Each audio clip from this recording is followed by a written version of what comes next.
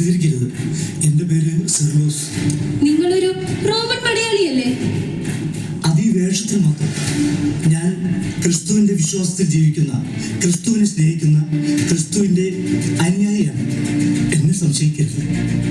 നിങ്ങൾ ക്രിസ്തുവിന്റെ അനുയായോ? വിശ്വസിക്കാൻ കഴിയുന്നില്ല. എന്ന് വിശ്വസിക്കണം. ഇവിടെ തടവറയിൽ ആയിരക്കണക്കിന് ക്രിസ്ത്യാനികൾ മരിച്ചു വീഴുന്ന നേരത്ത് അവരുടെ സാന്ത്വനത്തിനായി ഈ തടവറയിൽ ഒരു സത്യക്രിസ്ത്യാനിയായി ഒളിച്ചു ജീവിക്കുന്നു. നിങ്ങൾ പറഞ്ഞത് സത്യമാണോ? സത്യം.